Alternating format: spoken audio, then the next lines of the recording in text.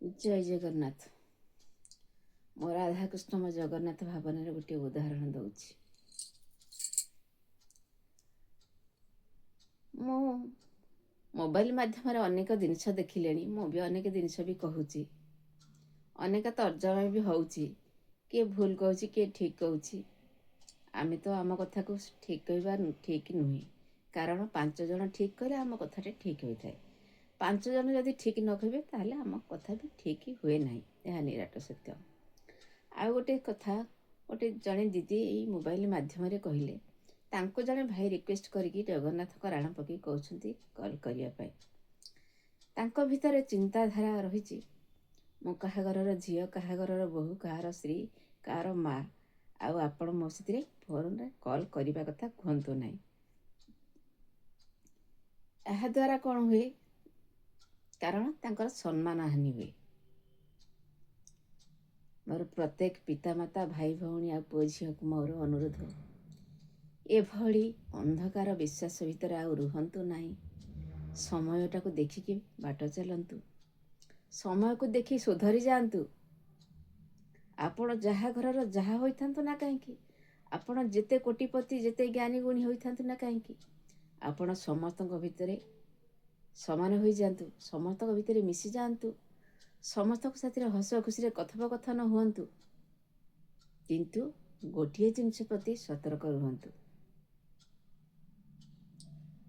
ଆପଣଙ୍କ ଇଜ୍ଜତ ପ୍ରତି ସତର୍କ ରୁହନ୍ତୁ। ଆଉ ଆପଣଙ୍କ ଚିନ୍ତା, ଚେତନା, ଭାବନା ଆଉ ଆପଣଙ୍କ ବଚନକୁ ସବୁବେଳେ ମଧୁର ରଖନ୍ତୁ।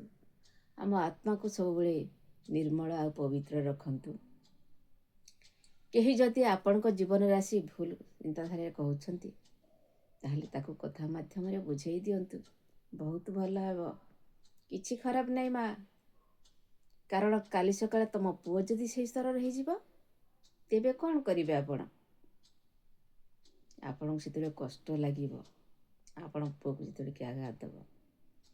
ତେଣୁ ଆପଣ ଯଦି ଭଲ ଚିନ୍ତାଧାରାରେ କାହା ସାଥିରେ କଥୋପକଥନ ହେଉଛନ୍ତି, ଆଳାପ କରୁଛନ୍ତି, କିଛି ଅସୁବିଧା ନାହିଁ।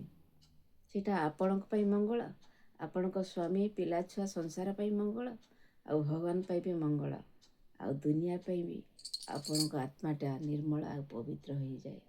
ଆଉ ସେଇ ଭାବନାଟା ଆପଣ ଦୃଢ଼ତାର ସହିତ ରଖନ୍ତୁ ନା, ବହୁତ ଭଲ ହେବ।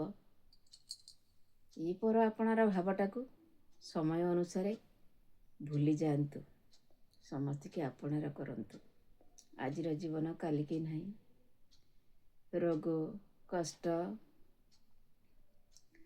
ତାପରେ ମୃତ୍ୟୁବରଣ ହଠାତ୍, ଏମିତିକି ବଜ୍ରପାତ, ଏମିତିକି ମହାମାରୀ ରୋଗରେ ଚାଲିଗଲେ, ଏମିତି କରମଣ୍ଡଳର ଗାଡ଼ିରେ ଚାଲିଗଲେ, ଅନେକ କୋଟି କୋଟି ଲୋକ, ଲକ୍ଷ ଲକ୍ଷ ଲୋକ ଚାଲିଯାଉଛନ୍ତି। କ'ଣ ନେଇଯାଉଛନ୍ତି? କିଛି ନେଇଯିବେ ନାହିଁ, ଖାଲି ଭଲ ଗୁଣ, ଭଲ ସ୍ୱଭାବ ଟିକେ ନେବେ, ଏତିକି। ଆଉ ଭଗବାନ ଆମକୁ ଦୁନିଆକୁ ପଠାଇଛନ୍ତି, ଆମରି ପିଲା ଛୁଆ, ଆମରି ଶାଶୁ ଶ୍ୱଶୁର, ବାପ ମା, ଏଇସବୁକୁ ନେଇ ଆମେ ଚଳିବୁ। ଏ ଭାବନା କେହି ରଖନ୍ତୁ ନାହିଁ। ସମସ୍ତଙ୍କ ଭାବନା ଭିତରେ ରଖନ୍ତୁ। କାହାକୁ କିଛି ନ ଦିଅନ୍ତୁ, କିନ୍ତୁ ବଚନ ପଦେ ଖାଲି ଦିଅନ୍ତୁ।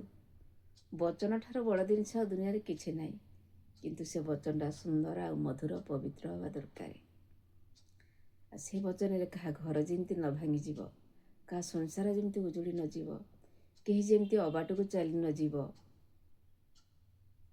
କେହି ସବୁବେଳେ ଯେମିତି କେହି ଲୋକ ଏହି ସବୁ ଜିନିଷ ଚିନ୍ତାଧାରାରେ ଆପଣ ରହିଗଲେ, ସେ ଲୋକ ବି ସତ୍ମାର୍ଗକୁ ଚାଲିଯିବେ। ଏହା ନିରାଟ ସତ୍ୟ।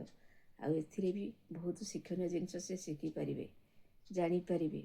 ଦୁଃଖ ଆସିଥିଲେ ବି ସିଏ ନିଜେ ନିଜେ ସଂଘର୍ଷ କରିକି ସୁଖକୁ ପୁଣି ସାଉଁଟିବାକୁ ଇଚ୍ଛା କରିବେ।